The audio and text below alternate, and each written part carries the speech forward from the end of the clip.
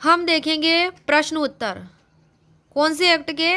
माता पिता और वरिष्ठ नागरिकों के भरण पोषण तथा कल्याण अधिनियम 2007 के, जिसको शॉर्ट में MWPAC एक्ट भी कहा जाता है। Maintenance of welfare parents and senior citizenship. तो इसमें क्वेश्चन नंबर 1 है, माता पिता और वरिष्ठ नागरिकों का भरण पोषण तथा कल्याण अधिनियम 2007 एक्ट नंबर कौन सा है? तो आंसर है इसका कि यह एक्ट नंबर 56 है और 2007 का। क्वेश्चन नंबर 2, यह एक्ट कब अधिनियमित हुआ? इसका आंसर है 29 दिसंबर 2007 को। क्वेश्चन नंबर 3 है, यह एक्ट कब लागू होगा? आंसर है सेक्शन 1 सब सेक्शन 3 के तहत किसी राज्य में तभी प्रवर्त होगा जब राज्य सरकार राजपत्र में अधिसूचना द्वारा नियत करे। क्वेश्चन नंबर 4, इस एक्ट में MWPAC एक्ट में कितने अध्याय हैं? तो अध्याय है टोटल 7। क्वेश्चन नंबर 5, एक्ट में कुल कितनी धाराएं हैं? तो आंसर है 32 धाराएं टोटल। क्वेश्चन नंबर 6, कौन सा मंत्रालय माता पिता और वरिष्ठ नागरिकों का भरण पोषण व कल्याण अधिनियम 2007 का प्रभारी है? सामाजिक न्याय व अधिकारिता मंत्रालय। अब है क्वेश्चन नंबर 7, इस एक्ट का उद्देश्य क्या है? तो संविधान के अधीन गारंटीकृत व मान्यता प्राप्त माता पिता और वरिष्ठ नागरिकों के भरण पोषण तथा कल्याण के लिए अधिक प्रभारी उपबंधों का और उनसे संबंधित या उनके आनुषंगिक विषयों का उपबंध करने के लिए यह अधिनियम है। क्वेश्चन नंबर 8, कौन से अध्याय में वृद्धाश्रमों की स्थापना के बारे में दिया गया है? तो आंसर है इसका चैप्टर 3 में और सेक्शन 19 में।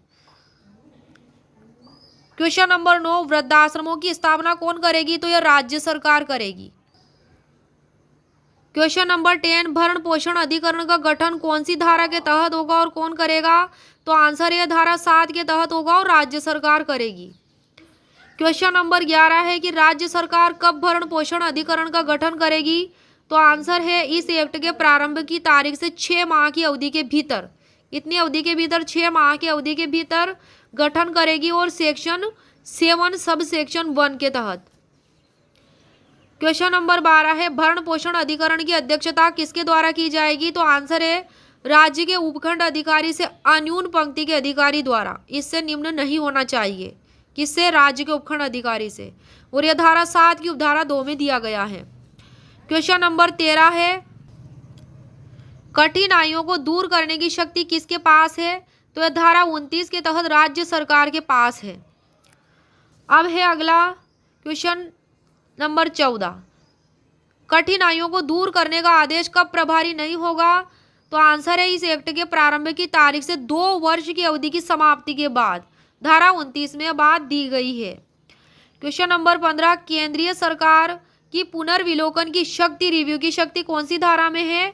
तो आंसर है इसका धारा 31 में है। क्वेश्चन 16 है, राज्य सरकारों द्वारा इस एक्ट के उपबंधों का पुनर्विलोकन और निगरानी कर सकेगी? तो आंसर है इसका धारा 31 के तहत केंद्र सरकार। कौन कर सकेगी? केंद्र सरकार ऐसा करेगी, रिव्यू और निगरानी। और क्वेश्चन 17 है, अपीलें। अपीलें कौन सी धारा में है? तो धारा 16 में दी गई है। क्वेश्चन नंबर 18, जांच की प्रक्रिया, जांच की दशा में संक्षिप्त प्रक्रिया कौन सी धारा में है? तो यह धारा 8 में है। क्वेश्चन नंबर 19, भत्ते में परिवर्तन कौन सी धारा के तहत होगा? यह धारा 10 के तहत होगा। क्वेश्चन नंबर 20, भरण पोषण के आदेश का प्रवर्तन कौन सी धारा के तहत होगा? तो यह धारा 11 के तहत होगा। क्वेश्चन नंबर 21 में है, भरण पोषण की रकम का जमा किया जाना कौन सी धारा में निहित है? तो यह धारा 13 में निहित है। क्वेश्चन नंबर 22, अपील अधिकरण का गठन किया जाएगा? तो धारा 15 के अधीन अपील अधिकरण का गठन किया जाएगा।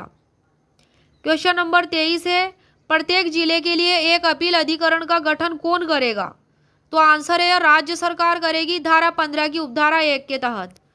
क्वेश्चन नंबर 24 है, धारा 15 की उपधारा 2 के अधीन अपील अधिकरण का अध्यक्ष कौन होगा?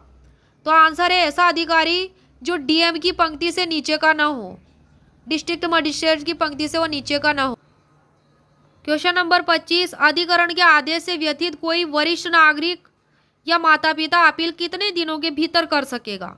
तो आंसर है धारा 16 उपधारा 1 के अधीन आदेश की तारीख से 60 दिन के भीतर अपील अधिकरण को वह अपील कर सकेगा। कितने दिनों के भीतर? ऐसा आदेश पारित होने की तारीख से 60 दिन के भीतर। कितने दिनों के भीतर? 60 दिनों के भीतर और अपील अधिकरण को